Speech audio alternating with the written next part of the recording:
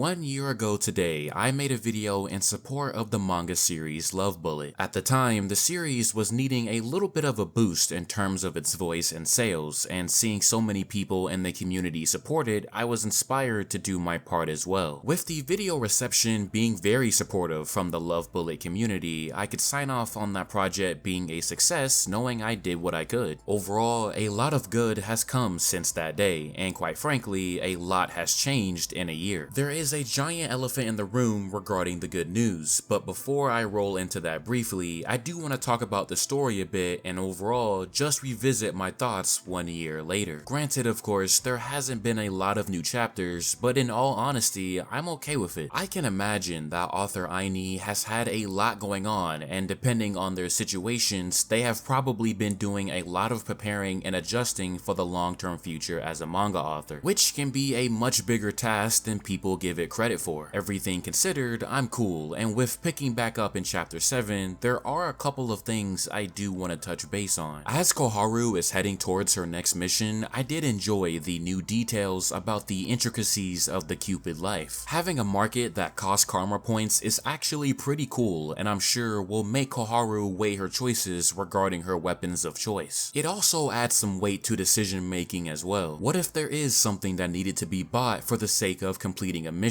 Would Koharu buy it knowing it would prolong how long it takes to come back to life? Not only diving into the idea of sacrifice, but also giving the story some more natural longevity looking at the future. I have been enjoying her relationship with Kana as well, but I do feel there is a lot more to her. Considering she has so much ammo stocked up and is willing to go as far as to watch over Koharu once she comes back, I do wonder, what exactly is her story and why is she not necessarily adamant about coming back to life? It may be too early to assume that she probably prefers staying as a Cupid, but for the time being, it certainly feels that way. Some potential heavier tones on the horizon, no doubt, though Chio is always ready to spice things up. Can't remember if I said this in the original video, but whenever these girls start competing, it always tends to be pretty entertaining. Love Bullet is one of those series where I could see a great staff behind it really try and have a lot of fun animating it because of these characters. They're a lively and fun bunch, and as always, Aini's spread game certainly continues to do its thing, which for me is pretty smile-inducing. I'm not an artist, so it probably is in my best interest to try and not talk about an art style in great detail, but if you do have some cool takes that you'd like to share about the art and what appeals to you, the comment section is waiting on you. I still think everything is pretty clean, especially in color, and the designs don't seem complicated in a way that would be hard to animate, which I'm sure is helpful, especially when executing the close quarters choreography. Now, from chapter 9 and onwards, it feels pretty appropriate to label this the school trip arc as the Cupids seek to help out Kitano. So far, we've had some pretty good execution when it comes to the Cupids' involvement in the mortal realm, but this time, things are a bit more complicated in a great way. There are many reasons why people may not be compatible or even fall out of love, and in the latest chapters, the inclusion of mental health being a barrier I find really good for the story. Stress is another feeling mentioned when it comes to compatibility, and I believe that this sets up the series to deal with all sorts of various emotional weights that ultimately will test Aini as an author and their writing style. In my head, I'm already thinking about cases where what if there's an issue of self-worth or self-love, and a character struggling with it won't allow them to be loved conflicting with compatibility? What if there is somebody who struggles with things like depression? How would Aini go about writing a situation where somebody who may be depressed is also rejecting love? You also have peer pressure right now, which can be a dice roll because you don't necessarily want to love someone because other people may tease you into it, but more so that's how you genuinely feel. When you think about the reasons why people may fall in love, or all the things that may prevent somebody or make them hesitate to fall in love, all of that is ammunition for Aini to take and weave into their story. Perhaps we may even go through a point where characters with certain disabilities get their turn as well, which I think will lead to some very good messages. Again, all of this is hypothetical, but it's all in good faith and good potential, especially in an era of the world where everyone is so judgmental and harsh about the decisions that they make in their lives or the hardships that are out of their control. Seriously, the internet is brutal these days. series. Hopefully the story continues to use external pressures as well, because we all know how other people can sway hearts, especially when it comes to the boys. I'm expecting something really great, and with Enna stepping back into the fray, I'd say there's also room for new backstory as well. Again, the choreography in this series is really fun, and as always, when the Cupids duke it out, they go pretty hard. Maybe a little too hard, as I'm side-eyeing Enna over that neck snapping comment, but all is fair in war when love is on the line. I mean, we've all seen Kaguya-sama, right? Overall, I'd say that I'm treading cautiously with how I talk about the series, because I do not want to lean into exaggeration and critical acclaim until Aini really gets the ball rolling. I'm thinking by chapter 50, I'll really know where I stand with the series, but looking at what we have right now, I still have solid confidence in the future of the series, and hopefully it will rise to the potential it clearly has. It's clear though that the community isn't the only people who see that potential, as the explosive announcement that occurred in May was that Yen Press is picking it up for an English print. An astronomical dub for everyone involved, and for the most part, this definitely gives some long-term security for the series. At this point, it's just all up to Aini, and realistically speaking, hopefully in the next 3 years, we do get to see it receive an anime adaptation as well. We know the boost that can come from it, and mark my words, once Love Bullet really begins to sprint, it won't stop running until the race is over. The stage is set, Aini, so please give us more. With that, ladies and gentlemen, will bring me to the end of the video. Very brief, I know, but if you are a fan of World Trigger by chance, make sure to come by again or stick around for the next installment of the Away Mission exam review. As always, thank you very much for watching, and be sure to leave all your thoughts in the comments section down below. Stay safe out there until we meet again in the next video.